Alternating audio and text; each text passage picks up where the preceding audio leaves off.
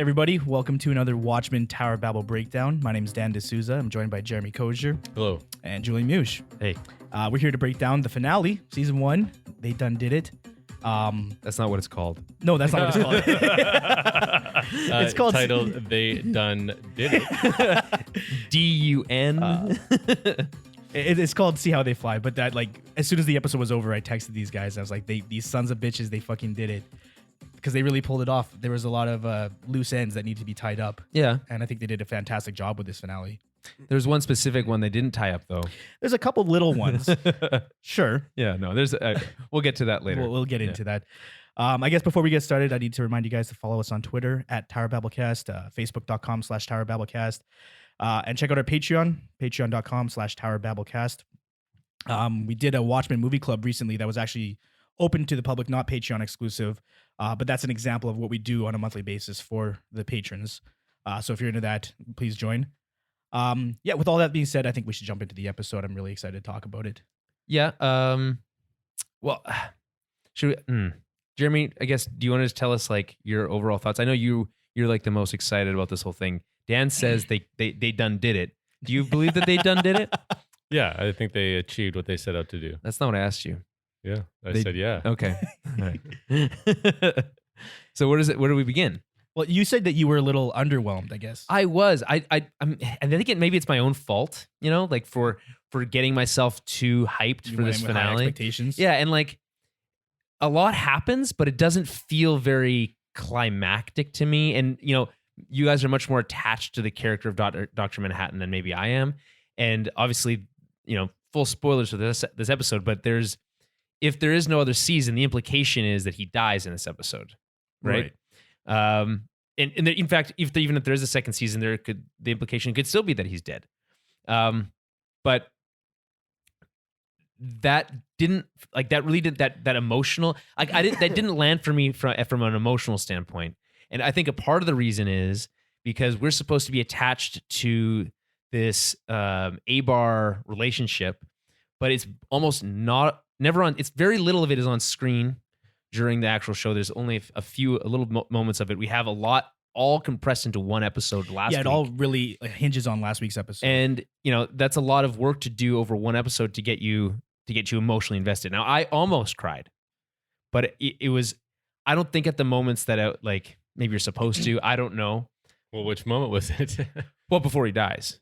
Right. Okay. Yeah. But when that's he says that he's experiencing every moment that they had together. Yeah, that's a beautiful moment. Into looking like Cal, and then says, "I love you" for the last time. Right. Yeah, that is a beautiful moment. Yeah, but I don't think the rest of it doesn't. I think land. it's kudos to the actors who have an insane amount of chemistry on screen, and they're able to convey all those emotions in a short amount of time. Yeah. To where it moved me for sure. Right. You can really feel the pain on all these actors, I think. Mm-hmm. And it's specifically for Dr. Manhattan. I mean, I know we're jumping ahead to basically the end of the episode, but for him, he's a very misunderstood character. Like, you've been pretty vocal that you said, like, especially in the movie and in the original comic book, he kind of comes off like a dick. Well, the whole half the point of this, sorry to interrupt you, like a big plot point of this episode is that he has all this power and he doesn't do anything with it. Yeah. And that it's kind of a dick move. There's a few characters that say like he could have done better or he could have fixed things. Like Lady True's whole plan is something that Manhattan could have done at any point in his existence and he just chose not to. Mm-hmm. But we're all looking at that from a human perspective, and that's kind of the point. Nobody understands how Manhattan views things. So it's hard to wrap your head around the way that he perceives time, but he's doing exactly what he needs to do at every moment of his existence. They did the best they could to convey that sense of time last episode, and then you get a fine point on it when he relives all those moments in that one moment, and you see them look at each other, and I just think that's all you really need with that. I don't know how much more you can do. And Manhattan throughout their entire relationship, he was deliberately withholding. He kind of had to be, right? Again, that's how he perceives things, and so he can only tell her so much. So at that final moment, he's actually being as honest as he can with her, explaining that this is what I'm seeing, this is what I'm feeling, and this is what I care about. And he never had that opportunity. He wasn't allowed to, essentially, in his point of view. Yeah, because he knows what's going to happen. He needs to go through the motion once it's actually happening to to feel the emotion of it. Part So of that's what knowing- we're seeing there. Part of knowing what's going to happen is knowing how other people need to react and knowing what Yes. he needs to say in order to earn that result. It's complicated stuff. It's I don't want to retread ground that we've said before, but I think the character itself creates problems from a storytelling perspective that are really hard to write your way out of, and they aren't always capable of it. But anyway, let's start. We should start at the beginning. What happens at the beginning? We get a look into 1985 again when Veidt is recording his message for Redford. And we meet Byung. Is that how you pronounce her? Byung, yeah. Byung. The original, like True's actual mother. And you can tell with the glasses, I guess, is they're trying to call it back to. And we find out how Lady True came to be. She was Byung stole sperm from Veidt and injected it into her and impregnated herself. In a way to get back at him, to steal something from him. I guess in her mind, he was taking advantage of her people, something along those lines. Well, I mean, he was a part of the Watchmen who were a part of the whole Vietnam War. Yeah, she's a Vietnam She was refugee a working refugee, there. yeah. So and he's sort of like the face of that, I guess, at this point in the history, right? yeah, Successful American. It makes sense, I guess. So she inseminates herself as a way to get back at him. Mm-hmm. I guess it kind of works, right? Well, she manages to create the next smartest person on the planet. The world's smartest woman. Yeah, I guess there's a whole bag of worms there with like this idea of like, how much of that is really just genes versus her nature versus nurture stuff. Yeah, so the show is not interested in exploring that, but it's something interesting at least to think about.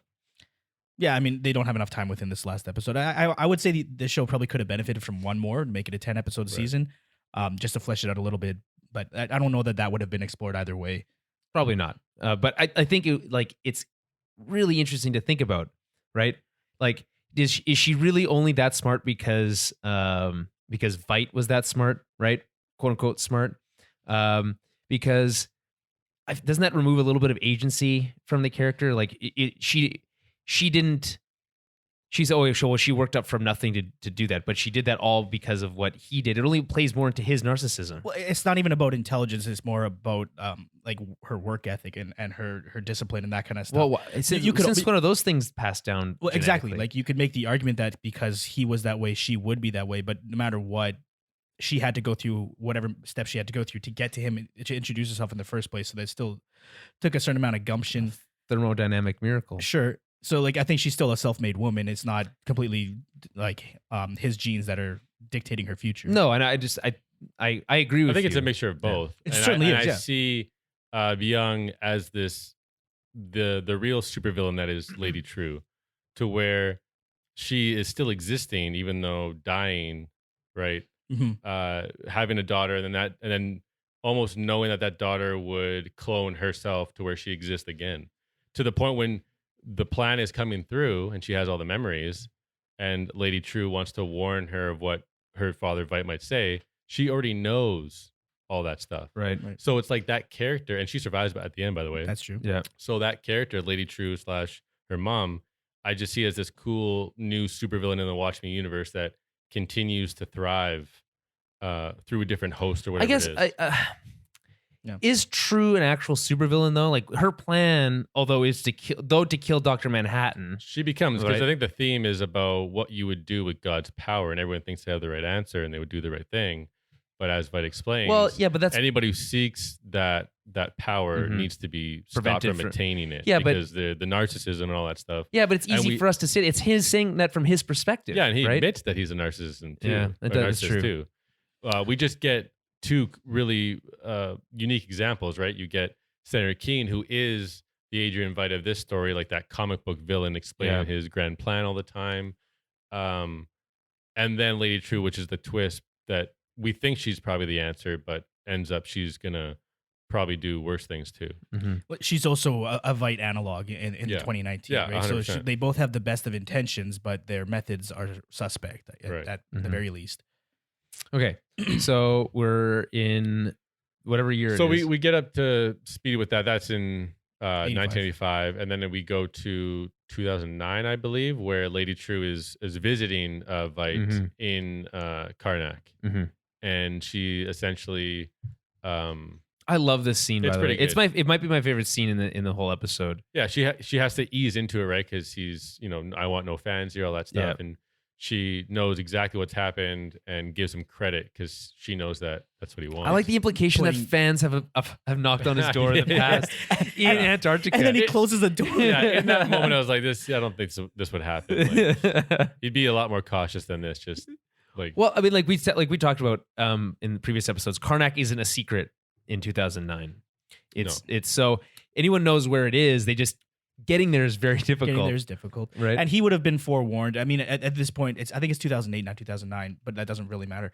At this point, he's sort of in the middle of his depression, where he isn't being adored like he thought he would be. Are we sure it's 2008? I'm certain it's 2008. It's the year before. yeah, 2008. Yeah, Okay. because he's Sorry, visited 2008. in 2009 by Manhattan. Right. Okay. and they have the year pops up on Yeah. screen. So in the comic and in the movie, when Night Owl and Rorschach are coming at him, he sees them on that video camera. I guess he's not paying attention. He doesn't care as much about security, but he would have been forewarned in my mind if she was approaching. Yeah, maybe that's doesn't really matter. I guess I just thought the way that she kind of is so casual about the whole thing, but so calculated. Like every word feels perfectly chosen to play to his narcissism, Exactly. to get her what she wants, or at least close to enough to be able to ask for what she wants, which is at the time was like what, $1 billion. I think she's at 42 billion. 42 billion. $42 billion stake, right? And their performances like against one another they're like pitch perfect for these two who are supposed to be like, and she's entirely supposed to be an analog of him, and it totally works. It at like to the point where he probably is like, fuck, this is like weird, like I'm looking in a mirror at myself in some ways, right? It's a reflection of him. Yeah, it's a worthy. no one likes it's a that. worthy adversary. Mm-hmm. And yeah, there was a moment where he was impressed by everything that she accomplished, but then once she reveals how she was created, she's stolen from him. Like it's his property that was stolen. Yeah, I don't. That's a weird one. I think it goes back to what we were talking about before. Like he feels like he was stolen for. Like that's a weird concept. I don't know. It opens up a lot of more questions that I don't know if we have time to dive into right now. But yeah, she's basically there to ask for money to build this quantum centrifuge, I think she calls it, and lays out her plan, which you've heard before, which she mentioned the 7K are going to do, which is capture Dr. Manhattan, destroy him, and take his power. And he basically says no, like why, or he says, why would I do that? Why would I give you that? Mm-hmm. And this is when she reveals that because I'm your daughter, and then gives the whole backstory of what happened. Right. And he's completely offended, And it doesn't make any sense. I mean, he at least gives her, I guess it's a form of advice, but it's more just, again, his narcissism, saying that I started from nothing. I deliberately gave away my wealth and my fortune Yeah. so that I could prove how good I am. So that's exactly what you get. You would get nothing. It's a very comic booky thing, by the way. That I mean, whole look, that it whole is- concept. Yeah, These are comic I know they're books. comics. I know it just in the show exists in that world, but it also like because it's so grounded in reality. When you hear stuff like that, you're like, oh man, that really does feel like it's from the 80s in the comics. You know what else is comic booky? Yeah. Squids falling from the sky, Yeah. an elephant in a room with zero But explanation. somehow that feels more like true to the Lube world. man. Yeah. So again, like I was saying, somehow all those things feel more true to the world than that idea. Okay. Right. And also, it's like this concept of like, sure, you gave away all your wealth, but he still had so much privilege to be able to go and do. It's like I don't love that, but yeah, continue. Sorry. Anyways, he says, I will never call you daughter. And then right before that, she talks about this probe she's going to send out because she knows where Dr. Manhattan is. She mentions how Mars is a decoy. We already know all this stuff, by the way. Just obviously exposition and going over everything.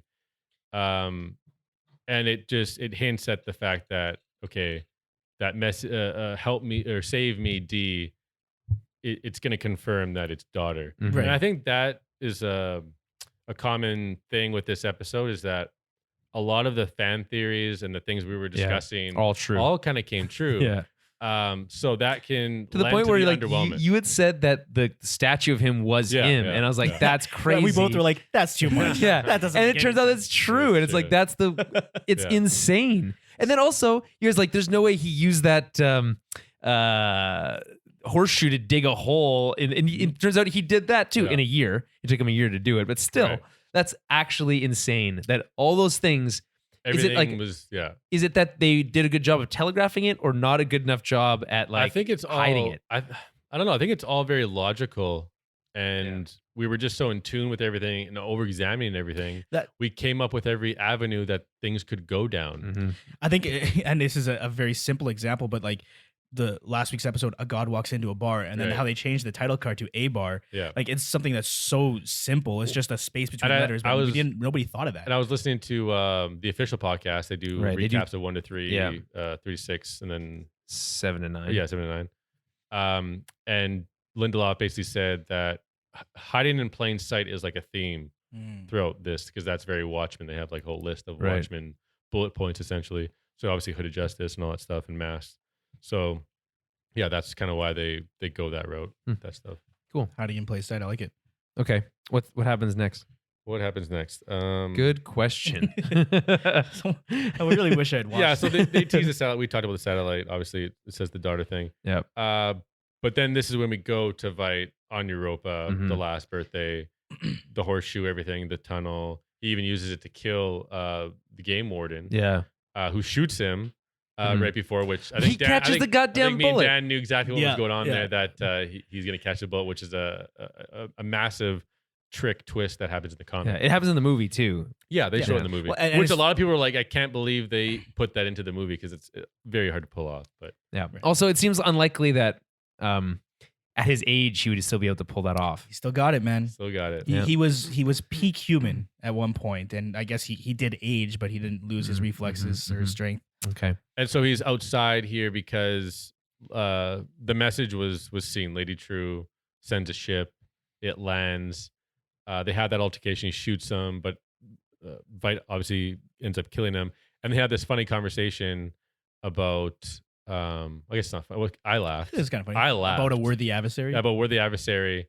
But Agent Vite just basically says he had 8 years to kill. He had to have fun with it. Yeah. It is what it is. And this clone who's been there since the beginning just wants some sort of Affirmation. anything, right? And he doesn't give it to him. And I laughed when Well, it happened. And it's true. Like that's how he treats It's all so the clones. sad, and he right? just They- dies. Like, they why- just serve yeah. a purpose. for him. What do you? Okay, so what do you say? You make it the mask thing. He says why did you give me a mask? Because it makes you cruel. Because it makes you look cruel. Yeah. No. Or it makes you cruel, because it yeah. makes you cruel. Right. It also makes you look cool. Those are two. Yeah. And cruel. Yeah. And cruel, I would say too, because when you see the mask off, Yeah. you see that actor that we've seen in some other episodes, and he just looks so Yeah. innocent there. You know what I mean? Whereas the mask covering up all that stuff, yeah, just looked like a typical other character. What's different with that? Like, so the idea, like a mask, you can hide your face. Obviously, you Right. can hide your intentions. You don't have to be yourself if you're wearing a mask, and that's kind of been one of the themes of all the masked Avengers, masked vigilantes in the show, right? Mhm.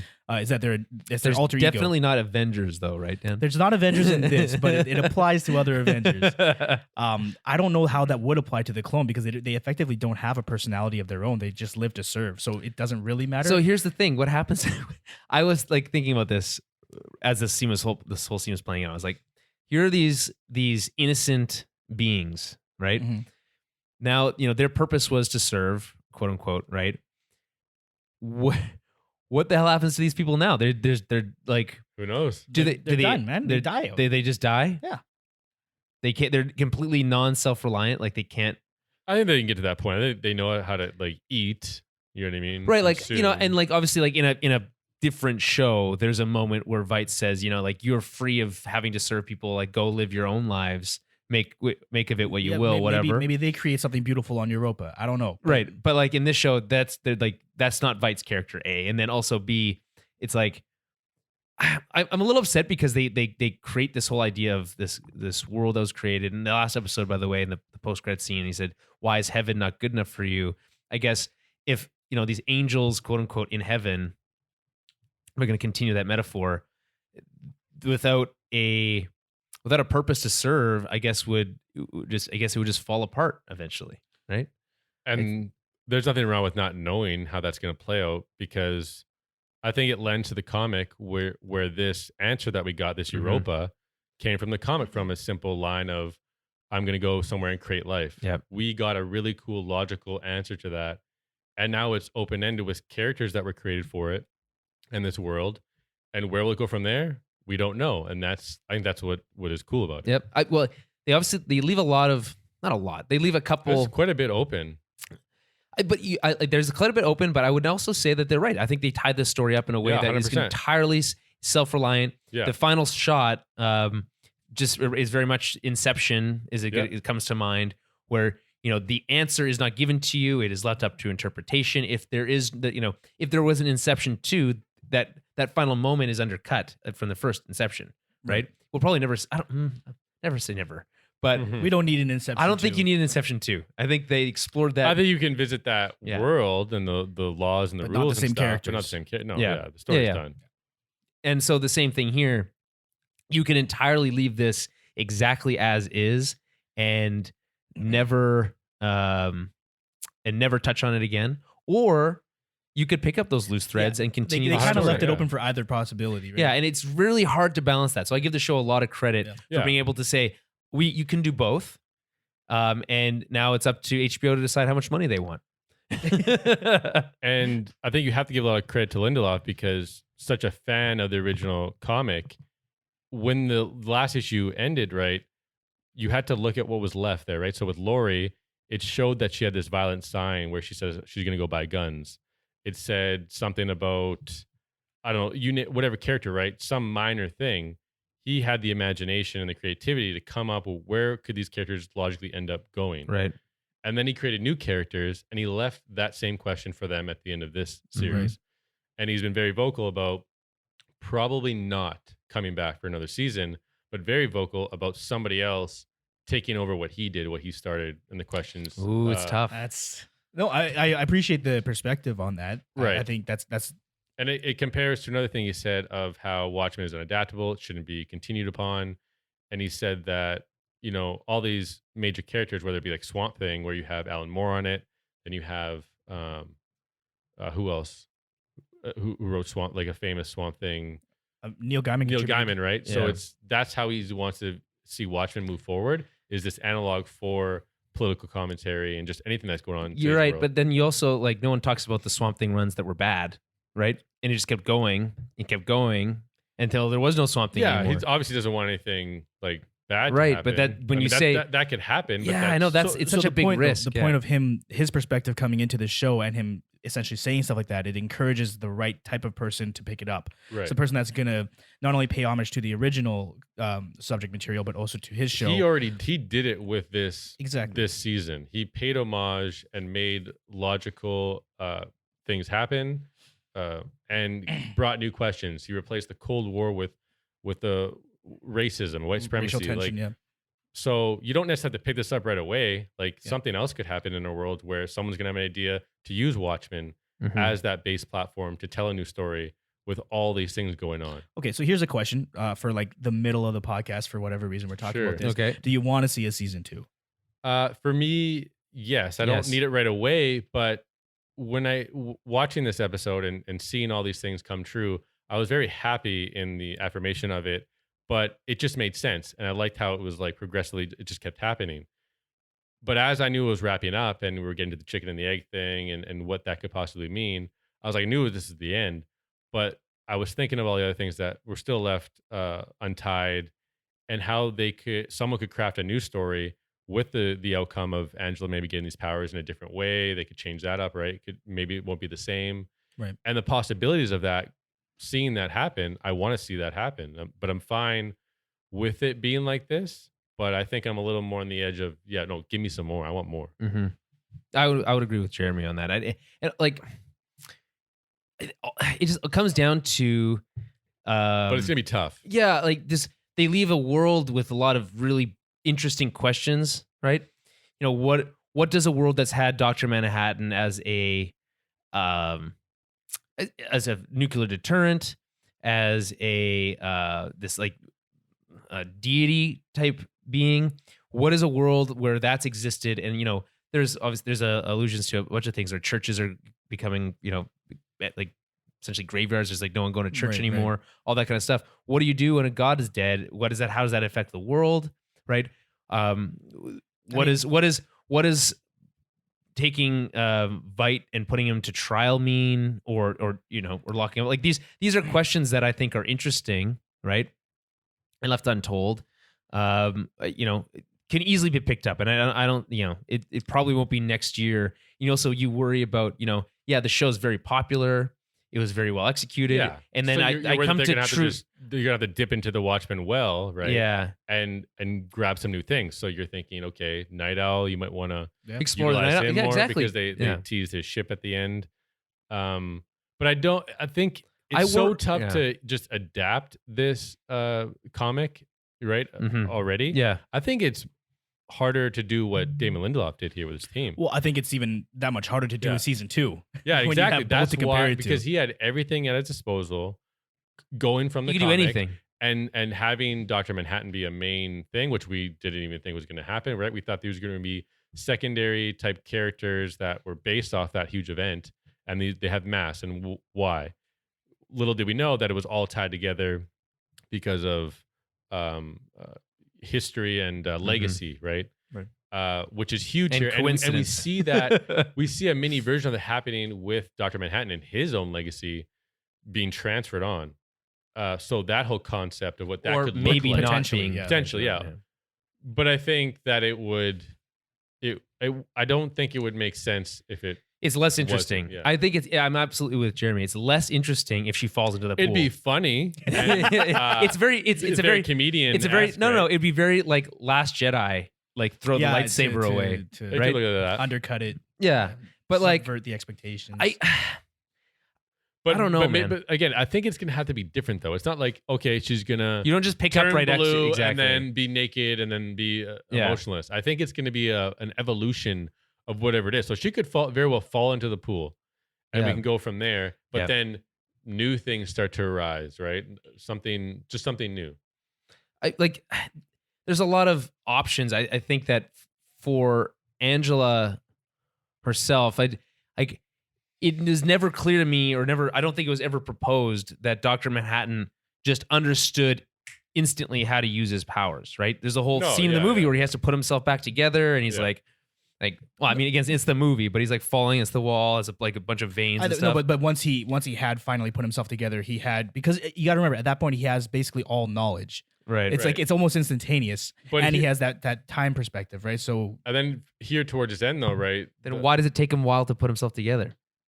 that's the only part that took time, because he didn't have all the answers. That's when he was Right. That's So when he was building that's what I'm himself. saying. So I'm saying that for Angela, she a second ago drank the egg. She drank an egg. She drank an egg, and Egg yolk. and now it's like, is she going to just have a pure understanding of how to walk on water? I mean, probably not, right? Probably not, and it's not clear. And that was something that was introduced within the show. The idea that Manhattan could transmit his Yeah, essence in through a very clunky way. food. So yeah. Yeah. If someone might consume it, they might be able to yeah. have my powers. Wink, wink, wink. It's like, Jesus. I mean, As much as that dialogue was a little clunky, I agree with you. I think necessary for the necessary, and I like what they did with the symmetry with the egg itself. yeah. Having that one egg left over, like I saw it coming, but at the same time, it was satisfying to see that happen.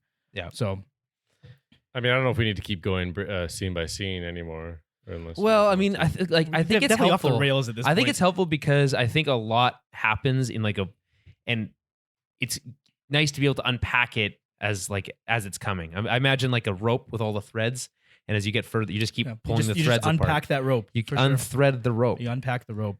I gotcha. You can unpack a rope if a rope If it was in a box. yeah. But isn't it the box that you're unpacking? Shit. Well, I get last. Depends on how you phrase Jeremy's it. just not interested. Lastly, we were just talking about Vite encased in gold, like the carbonite Han Solo stuff. Right. Yeah. So he gets on the ship. He walks away from all the people. Yeah. Or the Godspeed. yeah, and yeah. And then he turns. This is when I knew it was going to happen. Yeah, it's too. very. So did I. As soon as I was like, okay, place your hands on your hips. You've heard the theory before, right? Yeah. So Also, that's again part of the underwhelmment that happens is that because we've heard it and then it's playing. this out. happened, by the way. The same phenomenon happened with Westworld, where the big reveal at the end of season 1, which I'm not going to reveal because I think that is a really good show, especially season 1, self-contained in and of itself. Watch that show, but the big reveal of that show was predicted so early on. Yeah, but it's one of those things. All these shows, Game of Thrones are the same way. Westworld, Watchmen. All we're doing as podcasters and all fans are doing in general, we're throwing every single theory at the wall. Yeah. Of course, something's going to stick. That's why this was very satisfying to me, because it was just one after the other, getting these explanations, getting these conclusions, and as much all as making sense. Things like Vite being in the statue, that was technically a theory that was put forth. I didn't buy into that. Yeah, it was still surprising to see that scene, although it made sense in that, and my brain clicked. How hilarious! I was just wondering if he was dead or not. Oh, so is he dead? I just want to know if he's dead. Like, if she.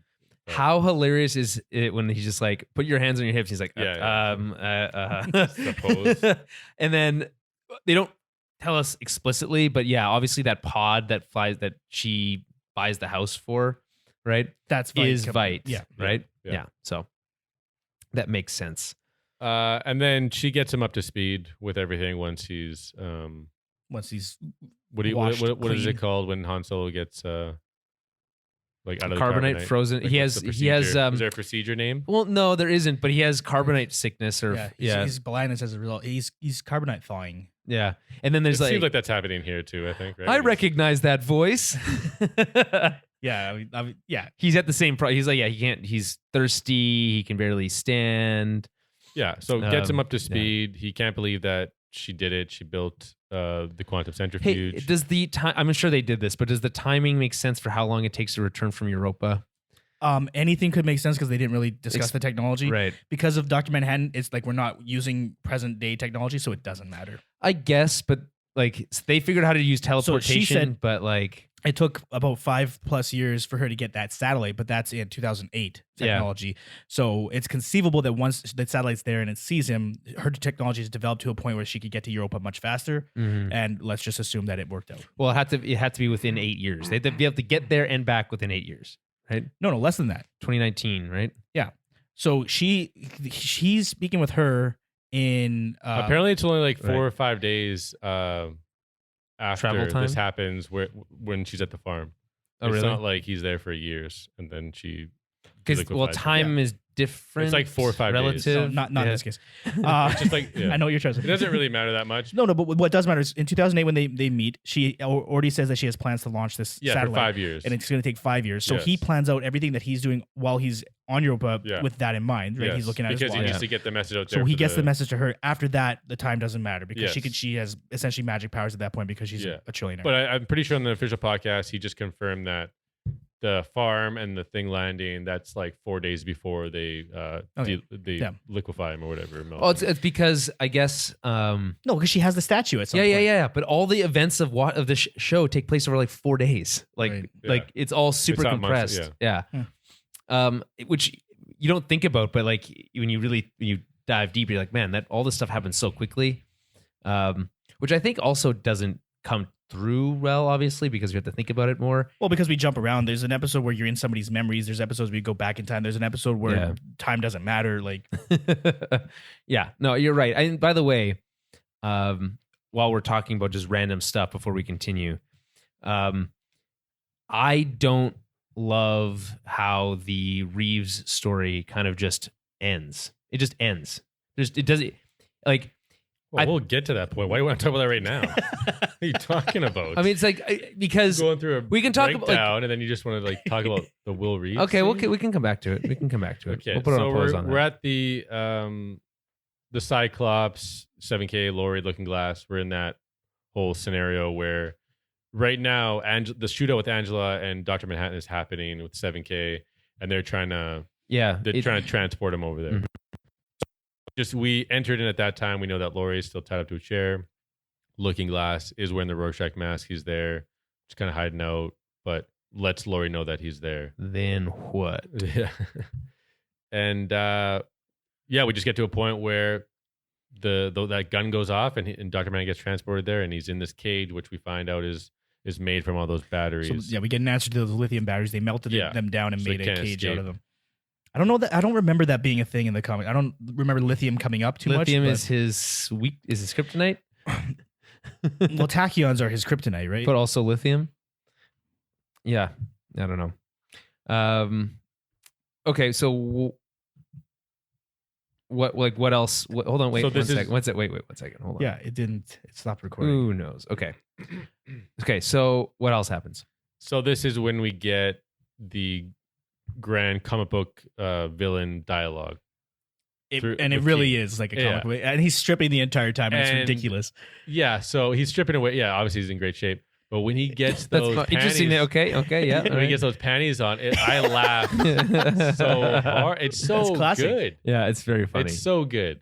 Yeah, he's got the same exact underwear that Dr. Manhattan was wearing. Right. Um, But I also thought it would be even more funny if he was just like this fat politician. Right. You know what I mean? Like Yeah. more like it, not like obviously on the nose being like a Donald Trump. Or but whatever, also no, like but his whole speech is so. it's okay. It's meant to be though. I know. That's what this is. I We get know. like 3 of them, man. I know, and it's like That's what it is. it's so, to me like the craziest part to me about the whole thing is that it's supposed to be so maniacal and so come off as such like a villainous twist your mustache type event. But someone was ahead of them. But no, not even that. It's that people talk like that, and it's not like And that's what I was about to. I don't know Like- that it's meant to come off as the twisting your mustache. no, thing. but it's played in that way. It's said in that frame, and then the words that he is saying are things that you hear on fucking Twitter, and it's like in our world Yeah, today. So what's yeah. wrong with that? I don't No, get it. it's nothing. it's There's nothing a wrong with great I just think commentary. it's on- perfect commentary. that. Yeah, no, that's what I was trying to get at. Yeah. And it is outlandish and it is ridiculous with the language that's being used, but it's real language that some people do hear on a very regular basis. Yeah. And I guess obviously it is evil in our perspective. It's but like, hard for us to comment on. we're also yeah. in Canada, and it's not that there's no racism. There's a very different type of racism in Yeah. Canada. And we're also all basically like not in a position where we've ever had to really That too, face yeah. that. So Yeah. it's hard for us to comment on it, but like from an outside perspective, having Well, imagine Being Daniel on Lindelof Twitter, creating yeah. this show. it's crazy. You know what I mean? Yeah. Like he had so much anxiety going on. Like I'm a white dude making this crazy commentary on Black America. Yeah. Yeah. Not just on But America. like, look what he achieved, man! Like with Hooded Justice alone, right? Yeah. Changing that whole thing and making that I would say the center focus. Which, if we want to jump to the Will Reeves conversation now, to me, that's the point when the emotion hit hard for me. But you can give your take on. Well, I just feel like what that okay, was. I thought the strongest episode of the whole series is the flashback episode. the trip. nostalgia Yeah. episode. Nostal- It's yeah. amazing. It's incredible. I think That will be nominated for for an something. Emmy. Yeah. Yeah. And it deserves that absolutely. Yeah. Ultimately, though, the character of Hooded Justice serves very little like to the actual plot of this story. If you think about it. No, he serves as the catalyst for the story. Like episode 1, he hung Judd. And Yes, that's what but started why? everything. But only because of that one reference that mentioned that Angela says to Dr. Manhattan. Yeah. Right. So even his agency feels less. Is also kind of taken away. He doesn't make any specific think- decision. I think he's just the perfect example of what this show is trying to do. I mean, it's showcasing the causality of trauma from childhood to where you become a person with Angela hits so hard for me because it reverses it. He says something about how it wasn't anger, it was fear and hurt. right. That's why we wear the masks, and has that beautiful line of it's a wound and wounds need air to breathe. You know, you can't cover it up with a mask. So for me, I just thought that was amazing for me. I agree with the sentiment, but we do put band-aids on wounds. And we Yes, bandage but you things. also if you over bandage something, Of course, yeah. yeah. I mean, yeah, it's kind of a mixed metaphor. It's like sometimes it's good to leave a wound open, but other times it's not because it can get infected. But Yeah, also yeah. sometimes it needs stitches. Yeah, you're not supposed to think too much about it. It works know? for the show. The Yeah. symmetry works in the show. Yeah. So, Jeremy, Jeremy, continue, please. Okay, so we were just talking about Reeves. We did kind of jump ahead though. Yeah, and like I don't know if we want to dive deeper into that. I don't think we need to go back necessarily. Okay. Yeah, it's just a lot of grandstanding. Keen gets into the pod and thinks he's going to be the new Manhattan, and that doesn't go to plan. No, it does not. It really doesn't. It just blows up in there. No, I think the idea of just a mush of a human being is very entertaining to me, especially after all that grandstanding. Yeah. It's so fun. You know, it's obviously intentional. Like it's played like that's all part of the. Well, and the other thing is like, what was their plan? Because it does. I don't get the impression that anybody in the 7th Cavalry is like a scientist. You know, well, like who did the math on that? Well, no, they have that one girl that Looking Glass talks to. She's a MRI person or something. She's X? No, the woman from the bar who recruits him. Yeah, she's like a radiologist. Yeah, exactly. So yeah, she wasn't lying about that. There's something like I'm not saying that a radiologist would be able to figure that out. I'm just saying that like if I'm just saying it doesn't seem like there's a lot of thought put into it. Nobody knows who's under those masks. So you're trying to tell me that racists are non-intelligent? Is that what you're trying to say? Because it's true, they're not. Because if that's the case, please continue. Yeah. So after it opens up, this is when Lady Chu teleports all of them to that center square, I guess. Yeah. I don't know why there, not to wherever her centrifuge was. Yeah, that is weird. It flew over there, yeah, but why not just teleport them all to where it is so it doesn't have to fly anywhere? Because it looks cool. It's cool. It does, but it's silly because there's like, oh, look how cool this giant clock is, and because then it just like the theater's right there, so we know Angela has to get back to her kids and the grandpa, and that phone booth is right there. Yeah, it's a cool spot. No, it makes sense from a story perspective. From a script perspective, it makes perfect sense. Also, was anyone else like? I know they're like that disorientation you feel is from the teleportation. Was anyone like, well, this is like that teleportation has happened so like quickly and like in not a very clear way. It took a couple minutes for me to adjust. I'm like, what the fuck is happening here? It happened, and then I'm like, were we outside the whole time? Yeah, that's what I said. I was like, what the? And I was like, and then like, oh, you got teleported. I'm like, yeah, but like, and I guess they probably had a choice. They can say, okay, we can make this super clear, that they're being teleported, or we can just have it happen and then like have the audience feel the same disorientation that the people there do. It's an interesting choice. I don't know if it lands. I don't think it's that big of a deal. I think the point is that it gets to another speech, then that gets cut off early, and they just get zapped and killed right away, which is pretty sweet. I think. Yeah. All the heads of 7K. Well, they're like, she's like erased. Well, she's like, well, is it his wife? Judd's wife. Judd's wife, and it's just like, just do it already, like. And then she which does. is, by the way, it's very similar to the Rorschach moment at the end of Watchmen, where you just do it. You know what I mean? And so, like, exactly what you mean. So I thought that was a cool kind of symmetry. What are you waiting for? Yeah, like exactly, and very different sentiment, but but I obviously and clearly a parallel, right? I think. And then so I guess as that's happening, Manhattan uses Keen's blood to teleport Laurie, Looking Glass, and Veidt away. To Karnak. That's right. To Karnak. And then Veidt just immediately knows he's there to save the day.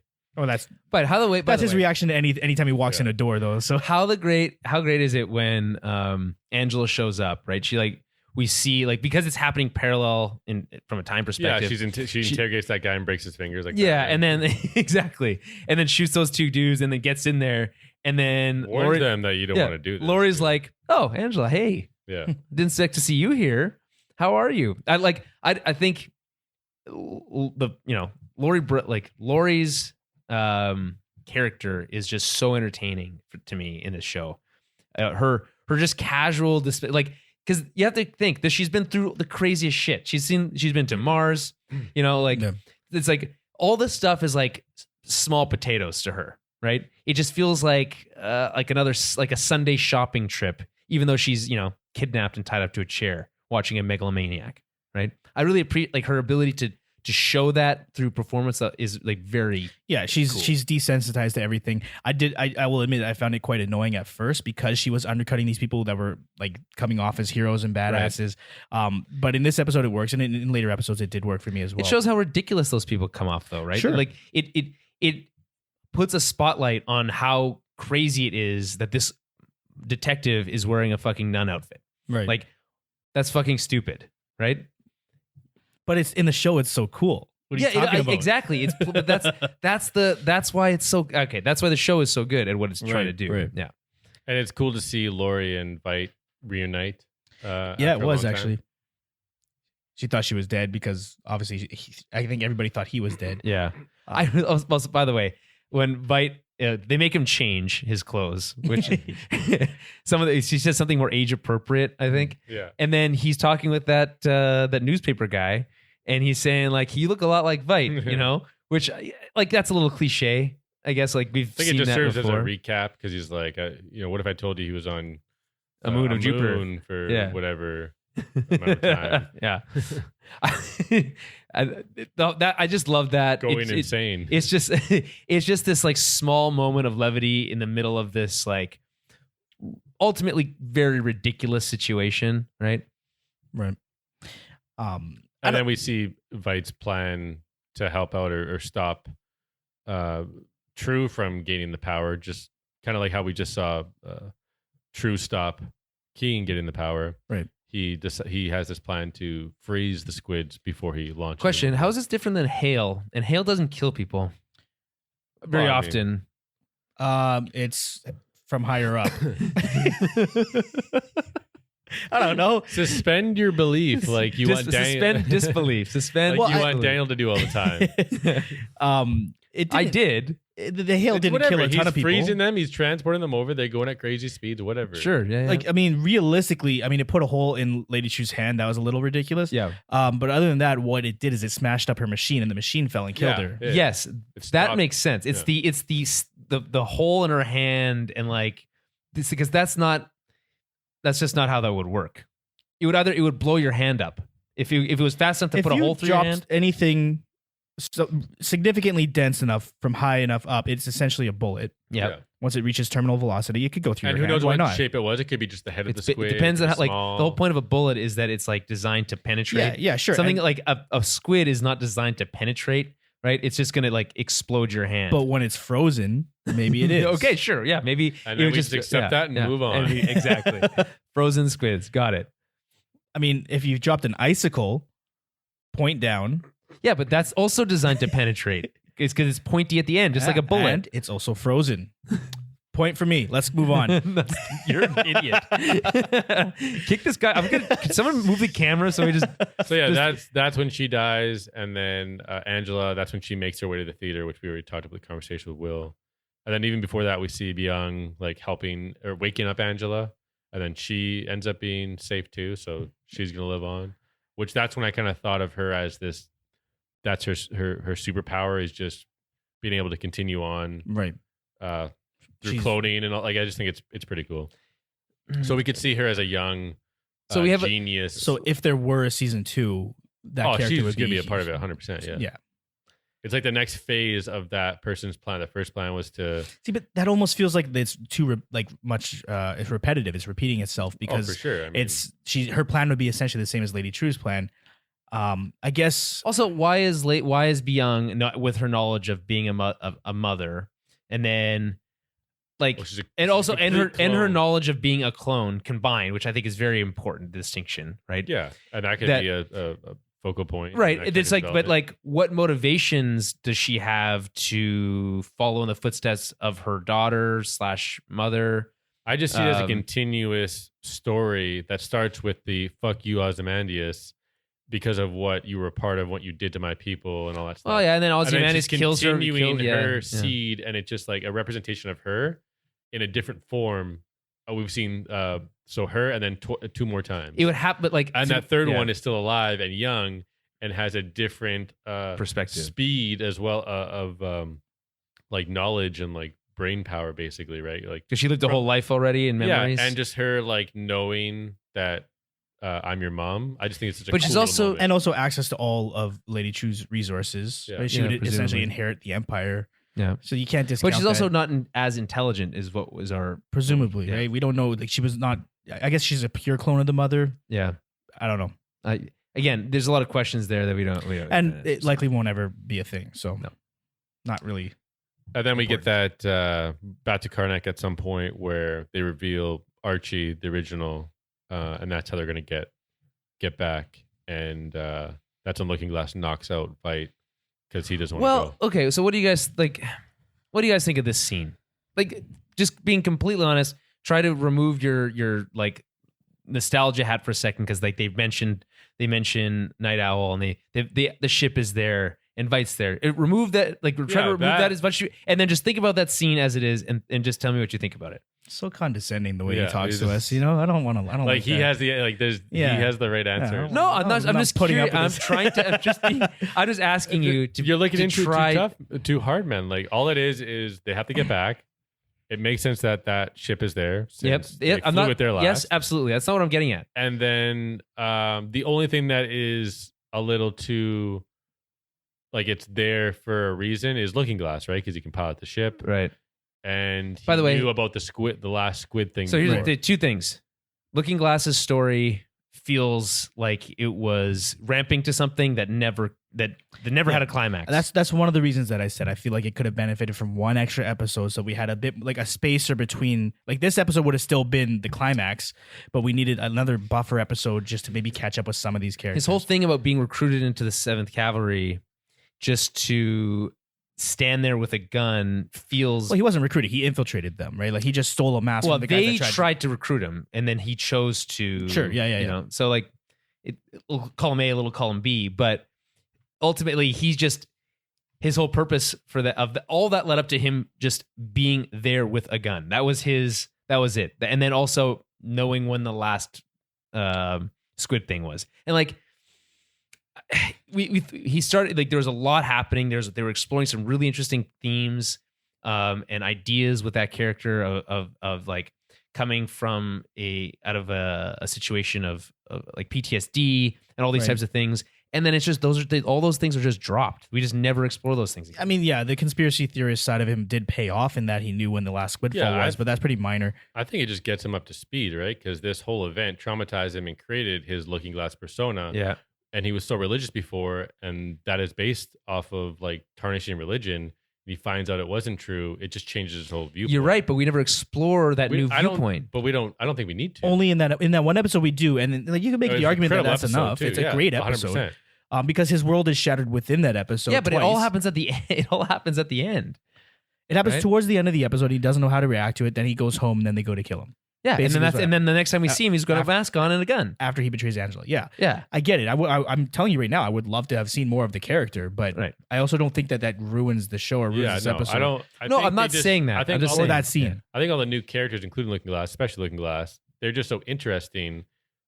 You just want more. That's exactly it. I want more. But that's not a bad thing, though.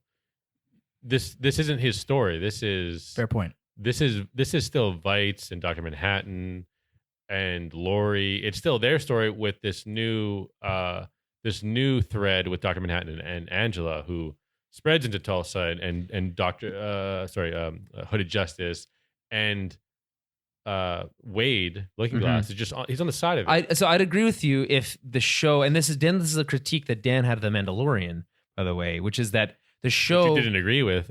No. That I agree with. That the show, what it does, it sets up a particular expectation in the first 3 episodes that the show's going to be a certain way, Right. and it's about something. Right? And then the Watchmen does the same thing. The first couple episodes tells you that the show is about something. It turns out it's about something else, and that's fine, right?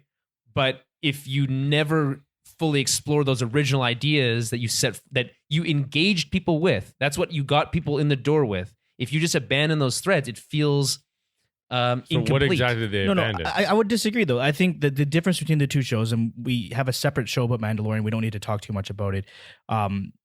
I think the format changed for Mandalorian, whereas this show, the format was the same. It's a concise season. It's a self-contained season. That was always the case. Yeah, but how do you just jumps define to the format? It just jumps to this character And the story starting with essentially like the catalyst, the comedian murder is Judd's death. You could watch these episodes in different orders. That's what it is, right? That's true, because they play around with the timeline where we're gonna show you an aspect of this character's life, this character, but hey, towards the end, it's not Looking Glass. It's, you know what I mean? It's not who else? Red Scare or any of those other people, like which we never really explore. That's not but what yeah. it's about. So I think it's a natural progression to get those answers. Then we finish off with a lot of answers from True, like a lot, Right. which I think is the right way to reveal that in the right order. Yeah, and I think in the first couple episodes we did, Julian, you're right. Like, think the show was one thing, and then we introduced Lori, and then the show has kind of changed. And a lot of people thought that episode could have been the first episode. So Right. there's a whole fan base that would have liked. But the difference is that this show has evolved, whereas The Mandalorian, in terms of my expectations of it and what the first couple episodes introduced me to, feels like it's devolved. It feels like it's less story driven it's more stagnant, visually driven. Whereas this show, the story itself evolved and changed, and that's fine. That's what you want. And as we go on, no matter what year we're in, we're just revealing more to the main. Yeah. You're pulling on a thread, and you're seeing how far along it goes. This season's just so satisfying with all the theories that come into play, and then what ends up happening, a lot of them matching up. And it culminates in this representation of all these characters that we've grown to love, essentially. And it just puts a very fine point on everything. I think it's one of my favorite seasons of TV for sure. I think True Detective, for me, I always mention that one. Yeah. It's still gonna be number one, but I think that might be. This is just so hard to pull off. It's also I like could put it at number there's one. some recency bias there too, right? Like it's literally just yesterday that it happened. So but I don't have bias to put it at number one. I have it at my number two right now, because I don't have another like season to give you. I just have the True Detective. That's all I'm comparing it to. Yeah. But I'm not pushing it past that point. But I would have the conversation too, because I feel like it's this season, the concept is just so hard to pull off, even more so than an adaptation of the comic. Yeah, itself. and I was ambitious. I was going to bring up True Detective earlier when you're saying, hey, like leave this open to do something else, and then that thing didn't tie up everything. And then also like you're like, okay, well, this was successful. We won another season, and then he went and did that, and it was not as good. And from it was the get-go, it was already supposed to be like that. It wasn't supposed to be a continuation. Well, no. I'm not saying it's supposed to be a continuation. That was always designed to be an anthology series. But I think a lot of people would consider season 2 of True Detective the worst season of the 3, and a significant step down from the first. And it only came like 6 months after the first one. And so you worry about a show like this that is, very ambitious, auteur driven, that is complex and hard to quantify, having someone else pick it up because, hey, HBO wants to cash some checks. And okay, but we also know that HBO is not traditionally like that. They're not doing it just for a buck. Really, Mr. Game of Thrones spin-off show? Is that in the time that they said they weren't going to do a spin-off show? No. I think they realized That's not a cash grab. I think they realized how important Watchmen is. They sought out Lindelof on multiple occasions before ever doing anything, because they had people of the right mindset that knew that this guy, who's so talented, we also know that he's so into Watchmen, and it spawned a lot of his creativity. Like everything he did in Lost and Leftovers or whatever he talks about on the official Watchmen podcast. He says it came from Watchmen. All the twists, all the hidden in plain sight, all the double Very meanings. twisty. Yeah. It all came from Watchmen. So you have someone at the head of this table who is just so passionate about the source material that I think HBO knows that they either have to get him back or find someone on the same level or close to that has a point and something to say. Yeah. So it's either going to be Lindelof or someone else that like someone close to him, maybe. Or he'll be he'll have someone showrun it who's passionate, but he'll be there to help write or consult. Yeah, fair enough. Yeah, I don't know. There's lots of. It's hard to say. I only bring that up as a cautionary tale, right, of the True Detective thing. Okay, so. Where are we in the episode? That was basically the end. That's right before Looking Glass knocks out Veidt. Right. Well, I think we get to the point where we had the will scene where at the end of it, she invites him to like stay there, and it's like this happy thing. Yeah. But he also mentions this thing about eggs, which Dr. Manhattan told him to say, but that Angela will know what it means. I like that in that moment. I really like that. It's not the right time. Yeah. Yeah, so that honestly, that whole scene, that was when I was holding back tears. Like, really, yeah, I just thought it was beautiful. Just because the Hooded Justice stuff for me just hit really hard, especially with the racism stuff and trying to be a superhero in a world where is surrounded by white supremacy, right? And like every superhero was white. Yeah, and this one to be able to like, and you can do what he had to do, he had to hide under two masks essentially. with pretending Right. to be white, Yeah. and then the hood. Yeah. Right. And then him just equating it to Angela who has so much trauma in her childhood, going all the way to currently, right? And him teaching her or asking her why we put on that mask, and then her coming to the revelation of you have to just kind of set it aside. Well, there's a great moment where she says, like, what did you feel when you put the mask on? And she says anger. She says anger. Yeah. And he's like, I thought that's what it was, but it's not that. Because in his flashbacks, what was his wife called who died? She kept saying, "You're an angry man." Yeah. And then we June. learned it June. was June. Yeah, good one, Dan. We learned that he says it's fear and hurt. And so to me, that's when the racial aspect of it came into play for me, like emotionally. Even though I don't have any experience with that, I could tell that this is going to resonate with a lot of people. Well, yeah, it will. And I think there's so that's obviously amazingly well done. And I totally agree with you. But also, like, from a framing perspective, I think there's that shot where they're sitting in the end seat of the aisle, but across the aisle from each other. Right. But they're also family and blood. And for her, that was really important, right? She's never really had a family since her parents were killed at a young age. And, she, as much as she tried to hide it, she was seeking that bond with her grandfather as soon as she found out. Yeah, Manhattan says something along those lines in this episode when he's talking to her. Somebody does, about how he saw her in the bar and she, expressed that she never wanted the family. She never wanted anything to do with that. But you could tell that her actual motivations meant that she really did. She didn't know how to.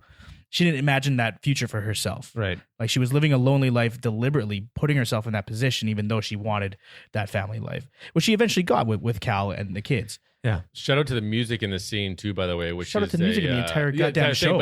But here they have like this choir thing going on that is just beautiful, I think. Yeah. So I love the music. The music in every single episode. That's Trent Reznor and Atticus Ross absolutely destroyed it. Like, the music makes the show. You've never seen Social Network? Social Network. I've never seen Social Network. Oh, and I don't plan on it. It's one of the. I don't plan on it. I don't plan on That's it. You crazy. guys. It's the new Looper. This is my new Looper. The new Yeah. Looper. Yeah, it is. Holy crap, man! That's crazy. Yeah. It's such a good movie. Probably is. Oh man, Couldn't tell you. Okay. Never will. Never will. Guess we're just gonna keep putting that on the list now for the For the movie club. movie club. And one of these days we'll actually get one of the wins, and that'll be fun. Can't happen. Okay. I guess, like, we never really touched on the Manhattan death moment, right? We did a little bit early on. Just full stop, is he dead? Daniel. Yes. Jeremy. For now. Yes. He's like dead. Yeah, but Because Again- by the way, dead means but dead, again, dead. with the theme of legacy, right, and where you came from, and the trauma and all that stuff, and I think that his is a representation of that in a new, evolved way, right? What is transference of power? Is essence, Right. all that stuff, right? With cloning, just children, right? Like, so, I think there's something there that could be explored to where he wouldn't be classically considered dead. Right. Well, I mean, I think back to the line from the movie where he says, Nothing like, never ends. that's not the one I was thinking of, actually. I was thinking where, although that one also applies, obviously, I was thinking where it's like, putting myself back together was the first trick I ever learned, right? So when someone's pulled apart like that, it's conceivable to me, not inconceivable, conceivable to me that he could put himself back together. Well, I mean, the thing with Manhattan is literally anything is conceivable. Yeah. As far as we know, nothing can kill him. In this case, they invented a quote unquote weapon. Not clear exactly how it works or whatever. What we're meant to believe right now is that he is dead, and there's a possibility that he transferred his essence into Angela. So right now, full stop, yes, he is dead. Or she just ate an egg. Or she ate an egg and falls into a pool, and then they go out and live Which, their again, lives. Jeremy's right, is hilarious to think about. Yeah. But yeah, no, for the time being, and I am assuming there's not going to be a sequel time soon. Manhattan's gone. Okay. And it also, in that scene, like, you got to remember again how he perceives time. He knows that he's going to die at that Yeah, but moment. we also talked about how he has black spots in it, like how there's moments in his of black. Well, apparently, empty in moments. the official podcast, Lindelof mentioned that there's the shot of Angela putting the device in, Yeah. and then we get immediately a shot of her taking it out to represent Manhattan's timeline there. Right. Yep. But when he's back and he's walking on the pool and he's saying weird things, apparently he's downloading all of the experiences Right. that have happened Because in the gap. in that scene when he's dying, Yes. he says there that he's reliving every moment they ever spent together, and it cuts Happens to a in bit that of a moment. montage and Yes. includes a lot of the time that we've seen him as Right. Cal Yeah. when he was in the tunnel. So then we experience all that in a brief moment, just like the character is supposed to right there. Fair enough. When he delivers the line, "I love you, Angela," and then there's Right. that. And the thing with him potentially coming back, like, yes, he can have blind spots. They could be using tachyons, but he would be able to see whatever the other side of that is. If he can't see the other side, that to me implies that he's gone. Yeah. Right. Or he has to say whatever he has to say to Angela. Or that.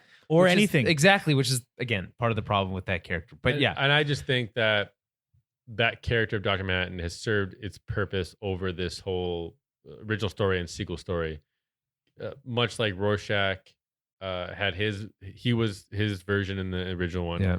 and then had a different iteration next, an evolution of that. Right. So I think with Dr. Manhattan, like the classical sense of what Dr. Manhattan is, right? John Osterman as this blue guy. Now we've seen him as Cal as the blue guy. I think that iteration of Dr. Manhattan is done. Yeah. But in traditional Watchmen fashion with analogs and continuation and nothing ever ends, the transference of power through the Yeah. egg and Angela, something's going to happen there. I think, is there something to be said about like the idea of a female Dr. Manhattan as like a different perspective or different take on that character that is like could be interesting to explore? Is that something that you would want to see? Well, I mean, obviously initially they're exploring with racism, a black superhero, Right. So you could, I mean, black Superman, right. And then so like in or this, black Superwoman. in this one, you could do, it would be some sort of analog to sexism or something. Obviously less clunky than what I just said. Yeah, definitely. It would have to be. But I think this show Oh, yeah, is obviously. intentionally playing on that, right? With Yeah. it being very male heavy, but flipping the script, right? With a Yeah. lot of male on male sex, male nudity. Yeah, exactly. And there's right? no female nudity. It's flipped it with your main character being a female and Angela Barr, who's Yeah. also black. So this show does an insane amount. That's such a great of point stuff. too, because HBO is known for its, from Game of Thrones, its sex And position and others. Yeah. But this idea of using female nudity as a tool to, to either gain audience Yeah. or to you because do exposition. And it's or, so well represented in Cal's character, who is Yeah. the supportive husband, which would traditionally be the supportive wife. Right. So there's just so much role reversal in this Right. entire series. That's true. I think, and that's the intent, right? Yes. It was meant to challenge you in that sense, to make you look at things with a different perspective. Mhm. The entire series at large, not just in those gender roles. I agree, but like specifically from those gender roles, I think that's such a great point I didn't think about. It just to me, like, it just fit, like it just made sense. Yeah, But very logical. and I think that's going to be true for a lot of people. But if you sit back and think about it, right, and you think, man, HBO does normally use those Yeah. the female form for that same purpose, Mhm. Mhm. and it's like it's becomes so much. You're like, wow, holy shit, the show is so much deeper than even you thought. When you Right. even knew it was already deep. Which is why I'm interested as the weeks go on, the months go on, the years go on, how this show is looked at. Much like for myself when reading the comic, like even when it ended, I didn't have a sense of like, I had a sense of like a holy shit, but it didn't necessarily like hit me right away. It took me a while to extrapolate all the themes and the conclusions that happened. You're talking about the comic? We're talking about the comic, Yeah. yeah. Mm-hmm. So I can see that maybe happening with the show in terms of all the loose ends and the questions, and maybe thinking about, okay, maybe I don't need all these answered. It's not that frustrating. But yeah, we'll see, I guess. Yeah, it's definitely one of those things that's gonna, like, we're gonna have to come back to it. I think we'll do a recap episode of the entire Yeah. season just to kind of put some final thoughts into it. Right now, even though this isn't the same day, these are still very much initial reactions from us. I've only seen the episode the one time, and I think basically all the episodes only once over. So I think it would benefit from rewatching it all, knowing what we know now, Mhm. and then really thinking about what those themes, Right. how they were represented. So are you promising a recap episode, or what I are you just doing did, yeah, here? it's official. I just did that. But like, is that next week? Are you gonna rewatch the whole series knows, in a man? week? when there's not only there's the end, there's Doomsday Clock ends I this mean, week. that Star Wars is this No. week. I think you'd save that before season 2, if anything. A rewatch. Yeah. Yeah, I think you can easily do a season recap. You Although could it do- feels like you this could is just do kind of a that. podcast where, a week removed, what do we think of the thing as a series as a whole? Just let it marinate a bit. Yeah, Even if you not just like a rewatch this yeah. episode, not the Yeah. entire season. None of us are gonna have time to rewatch the entire No. There's season. no way. It's not like maybe another week of the year, but this coming week with Star Wars, there's no way. And Christmas Star and Wars. like all these guys cares about is Star Wars. dude, the whole world did you cares about that cancel your stuff. other ticket that you bought initially? I have to figure out how to do that. It says it's non-refundable, but like I'll figure out a way. You can just go to that showing too, no? Or is Well, it would overlap. Oh, yeah, it would yeah. overlap. Mm. Yeah. Otherwise, I was thinking I would have if we had gone to the 8:15 show. Absolutely. All right. Well, that's neither here nor there, right? Well, it's somewhere. Not all, here though. All at the same time. All at the same moment. Yeah. Nothing ever ends. Yeah. Right. Exactly. I'm okay. actually watching Star Yeah, Wars yeah, now, nothing but ever also ends. not watching Star Wars right now, and also watching my first time ever watched Star Wars at the same time. It's very impressive. He's not Yeah. good at this. Those are those are Dr. Manhattans. The year is 1987. You weren't born yet. Yeah. That's fine. Okay, I think we'll wrap it up. I mean, there's a lot of unanswered questions, but they're 1977. relatively minor questions. Like, Yeah, I agree. obviously, that goddamn elephant makes no Why sense. are you upset about the elephant? And what my mom said, and I hadn't actually thought of this. A Is she different. watching the show? Yeah. Oh, My wow. parents watched the entire thing. How do They, they love, like they it? fucking love it. Yeah. Like it's. She just kept calling it the elephant in the room and thought that was some sort of metaphor for something. And I'm like, what do you I think mean? honestly, no. I honestly think it's the whole point of the elephant is to play a practical joke on me? Angela. No, on Angela. Well, and It it didn't goes work. to the true name in that character in Legacy or whatever. She wrote like. Well, a white also elephant. in the last episode, Vice said he heard it from a little elephant. Like Yeah.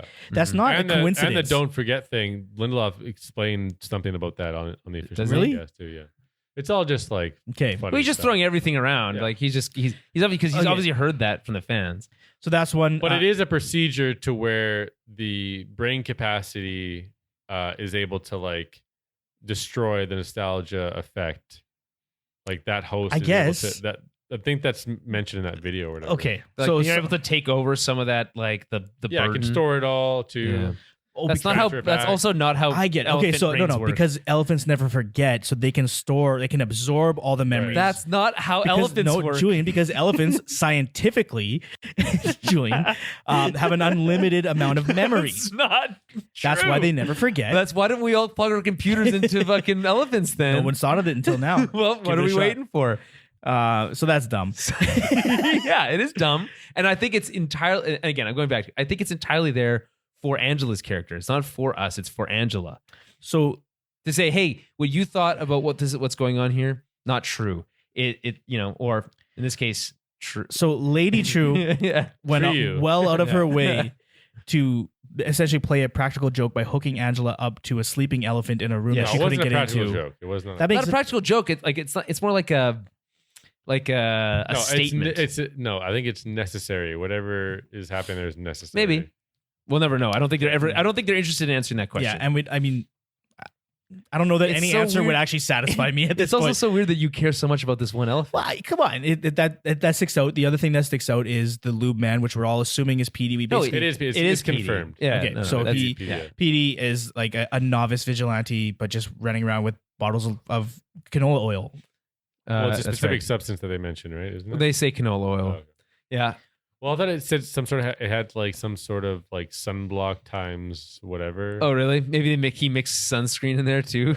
And it's fine. Like again, it's not one of those things that I need an answer to, but it's like, Well, why you was it? you completely forgot and didn't even think about Yeah, it. but why was it even included in that episode if it's not going to affect the story whatsoever? Good point. Well, it's just world building. It's Is that world building? I don't know. 100%, I don't 'cause think if that's there's world a- building. If there's a sequel, the fired PD who has all this knowledge is going to be a part of it. Yeah, so we know that from 100%. the So that is the, world building. PD You don't file. have to No, no, build no. everything up You're right. and conclude it. You don't. That's not an actual like prerequisite. No, I get that. What I'm saying is that like Do you? that's I do. Okay. And what are I'm you saying is gonna that like say I then? don't think that just putting a character in the middle of a street and having them slip down a drain is really.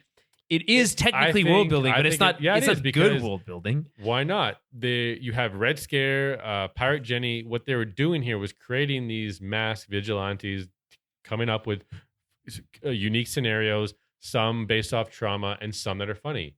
So that's what I saw Loopman as. Like, okay, we're in the Watchmen world where people can throw on a mask and pretend to be a superhero. We get a really funny one that's Loopman, who happens to be attached to the bigger story through Lori and the FBI. Like, whatever. It's funny. It's cool. You shouldn't be frustrated that Loopman wasn't concluded or whatever. Well, It's also, funny. It's probably not very cool. Also, in my don't mind, but- don't tell me that this is a self-contained story and then put something in there There like isn't that. a planned sequel, though, so it is a self-contained story. The story itself is self-contained. The season Again, is self-contained. not everything has to be answered. Of course not, but also not everything needs to be included. Yeah, Like, it's like why would that you're be? just the because it's a They made deliberate it. decision. They included it. What I'm Yeah. saying, Doesn't what I'm need- saying though, is need like to have a I payoff. understand But that doesn't mean every decision they make is good. Everything doesn't need a payoff. But Your judgment of Loopman I think means you need a payoff. in On a world where people can throw on masks and become a fake crime fighter or whatever, it doesn't necessarily need to tie into everything, and that is the blockade or whatever. no, that's not what we're saying. It's saying like they made a deliberate choice to include that. Everything's deliberate. So why does it have to have a? Well, not everything's deliberate, but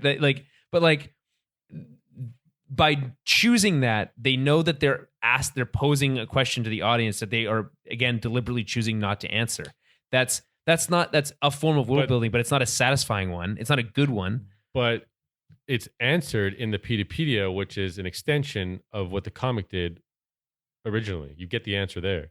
Yeah, I mean, but again, I don't know how many people are reading those. You saw the finale, and then I mentioned Loopman, and he said, "Oh yeah." I'll include my reading of It is not an essential part of this show that would You're right. negate your frustrations right now. I would say. Okay, which is annoying to me. But. Yeah, I can tell.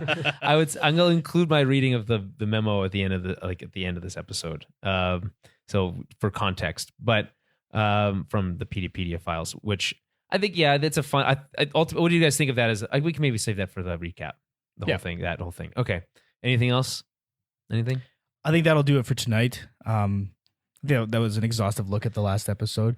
I feel like we're missing something. I feel like we missed something. There's so many things that happen, and I feel like we missed something. It was a busy episode for sure, but I think we got the broad strokes. Mm-hmm. And we'll do a recap episode, not having watched the entire season, but still recapping the season at large and putting a bow onto our season of the breakdowns. Mm-hmm. Okay. And then that'll be at some point next week, Sometime. right before the holidays. There's lots to do. Lots to do. We do. The ToBs are coming up, Dan. Shit, they are. The ToBs. I put zero thought into The this. ToBs are coming up. I don't know if everyone's familiar. The world famous ToB Awards. It's a big deal to win a ToB. Really, the cream of the crop, the top echelon of entertainment in the world, is ever granted the rarefied air of having shared the spotlight with other ToB winners. So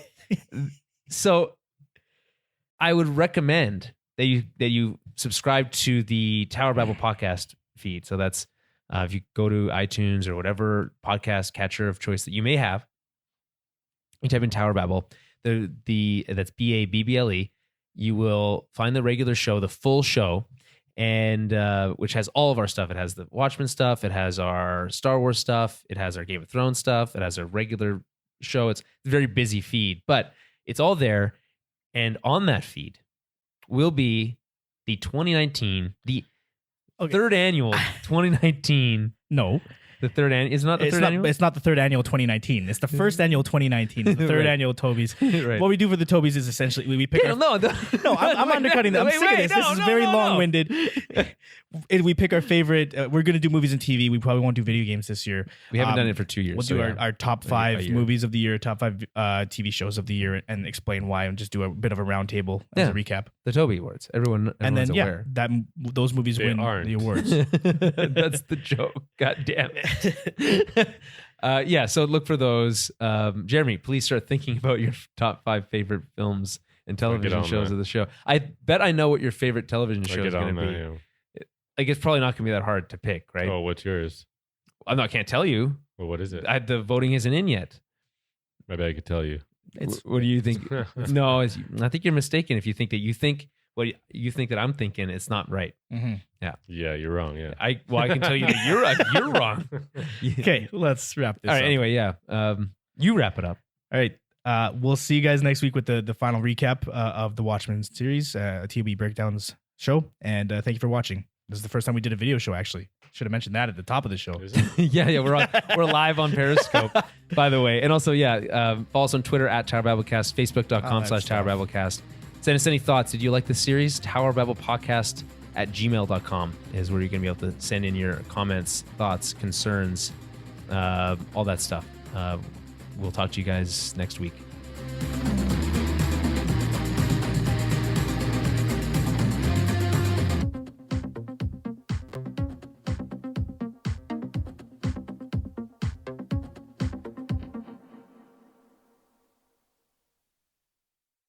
Memorandum, privileged and confidential, to Anti-Vigilante Task Force Group from Deputy Director Farragut. Date October 1st, 2019. Subject, Dale Peaty. Effective immediately, Dale Peaty is no longer an agent of the Federal Bureau of Investigation, and his employment by the Anti-Vigilante Task Force has been terminated.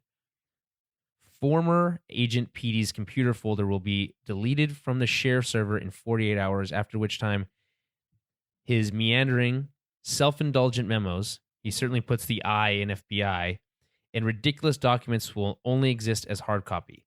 Let the legacy of Peteypedia be an example of how not to conduct a professional electronic discourse.